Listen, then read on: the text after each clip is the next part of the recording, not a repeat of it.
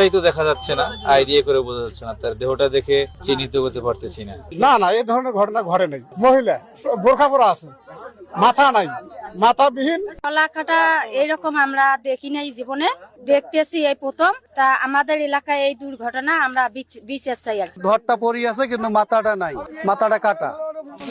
লাশটা দেখেছি, মেয়েটার বয়স হবে 25 থেকে 30 বছর, বোরকা পরা। তার একটা মেয়েটার একটা স্যান্ডেল আছে, আসামির 2টা জুতো আছে, একটা মাংকি ক্যাপ আছে, মাথা নাই। এই অবস্থা আমরা দেখলাম। আমরা এটা মাথাটা খোঁজাখুঁজি করতেছি। এখানে সিআইডি টিম এসে গেছে, তারপরে আমাদের সিনিয়র অফিসারও আসছেন। আমরা ইনশাল্লাহ চেষ্টা চলছে এবং এটা মনে হচ্ছে এখানে আজকে সকালে অথবা গতকাল রাতের শেষ দিকে হত্যা করেছে।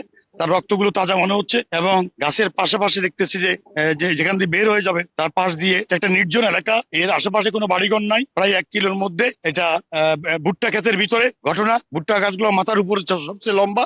তাই এটা তদন্তাধীন চলছে। ইনশাল্লাহ সবাই মিলে চেষ্টা করলে ইনশাল্লাহ উত্তর হবে। আমার ধারণা আশেপাশে কোনো জায়গায় এই মাথাটা পাওয়া যেতে পারে। কথা বলেন না? আমরা তো পুলিশ অল্প কয়েকজন, এখন সবাই আমরা খেতে নামি পড়বো। সবাই এক একজন এক একদিকে নামবো। দয়া করে আধা ঘন্টা সময় আমার জন্য আপনারা ব্যয় করতে রাজি আছেন কিনা? এই অঞ্চল কোথায় লাশ পাওয়া যায় কিনা, লাশ পাওয়া যায় কিনা, রক্ত পাওয়া যায় কিনা, ঠিক কিনা, পাওয়া যায় কিনা, কোন ব্যাগ পাওয়া যায় কিনা।